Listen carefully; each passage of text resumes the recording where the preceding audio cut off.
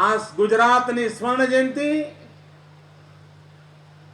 એ કોઈ એક સરકારની સ્વર્ણ જયંતિ નહીં,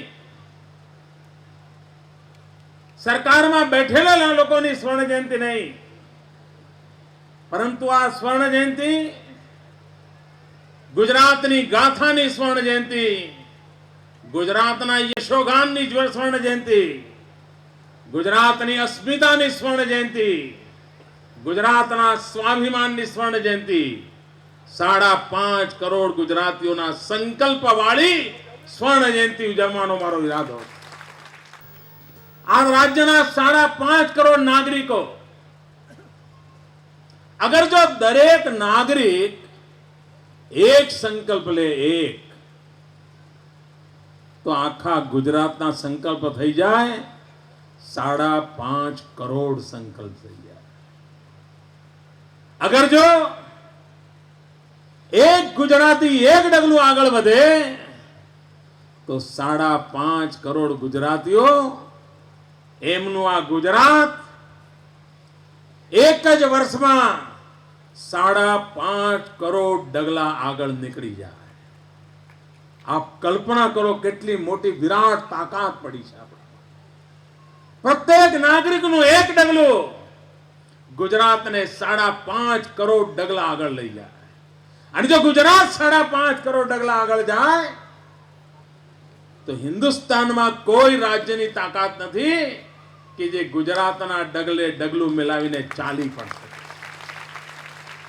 ભાઈઓ બહેનો, આજે હું તમારી પાસે આવ્યો છું યાચકના રૂપમાં આપણા ગુજરાતની આવતીકાલ, આપણા ગુજરાતના ભવ્ય ભવિષ્યને નિર્માણ કરવા માટે એક ગુજરાતી તરીકે આપણે જવાબદારી લઈએ, એક કામ માથે લઈએ, એક કામ લઈએ, સંકલ્પ કરીએ અને એ કામ એવું લઈએ આપણું તો ભલું કરે, સમાજનું પણ ભલું કરે, રાજ્યનું ભલું કરે, દેશનું ભલું કરે. મારે તો મારા ગુજરાતને આગળ લઈ જવું, એક જ કામ 5.5 કરોડ ગુજરાતીઓનું ભલું કરવું છે, એક જ કામ આવનારી પેઢીનું ભલું કરવા માટેનું વાતાવરણ બનાવવું છે, એક જ કામ હિન્દુસ્તાન આખામાં ગુજરાત અનેક ઊંચાઈઓને વિસ્તાર કરીને વિશ્વના સમૃદ્ધ દેશોની તોલે આવેલું છે. એ જ એક સપનું, એ સપનું સાકાર કરવા માટે મારે પ્રત્યેક ગુજરાતીની શક્તિને જોડવી, પ્રત્યેક ગુજરાતીને એમાં જોડવો છે.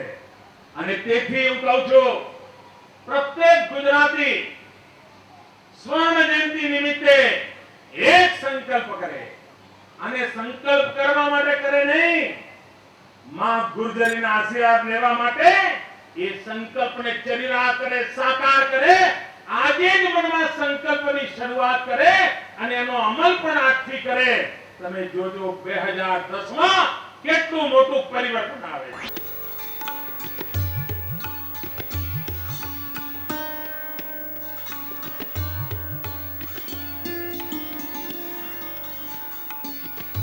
મને યાદ છે ભૂતકાળમાં મુખ્યમંત્રી કે મંત્રી કે કોઈ પણ રાજકીય આગેવાન એ સત્તા પક્ષમાં હોય કે વિરોધ પક્ષમાં હોય, એ જ્યારે પ્રજા વચ્ચે જાય ત્યારે પ્રજા સ્વાભાવિક રીતે આવેદન પત્રો આપે, માંગણી પત્રો આપે. અમારું આ કામ નથી થયું, અમારું આ કામ સ્વાભાવિક છે. લોકશાહીમાં કાગળનું મહત્વ હોય છે. પહેલી વાર ગુજરાતમાં એવું બન્યું કે મુખ્યમંત્રી કોઈ સમારંભમાં જાય ત્યારે લોકો આવેદન પત્રને બદલે કન્યા કેળવણી માટે ચેક આપતા થઈ ગયા. આ રકમનો ઉપયોગ શું કરવાની જાહેરાત વિધાનસભાના મંચ પર કરી હતી.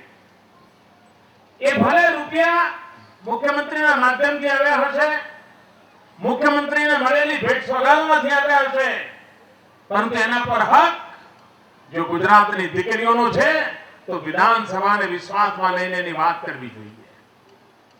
અને એ વખતે વિધાનસભામાં કહ્યું હતું કે આ રકમનો કેવી રીતે ઉપયોગ કરીશું, અને એના ભાગરૂપે તાલુકા કક્ષામાં શ્રેષ્ઠ દેખાવ કરનાર દીકરીઓને આજે પુરસ્કાર આપવાનો અવસર મળ્યો છે. સમગ્ર ગુજરાતના તાલુકાની અંદર આ પ્રકારે દીકરીઓને આ પુરસ્કાર અપાઈ રહ્યા છે. એટલું જ નહીં, કોઈ દીકરી આઈએએસ આઈપીએસ માં જવા માંગતી હશે તો રાજ્યના કેન્દ્રમાં એના શિક્ષણ માટે જે આવશ્યક ખર્ચો કરવાનો છે, આઈપીએસ ની એક્ઝામ માટે, આઈએએસ ની એક્ઝામ માટે, એનો સંપૂર્ણ ખર્ચો પણ આમાંથી આપણે આપી રહ્યા છીએ.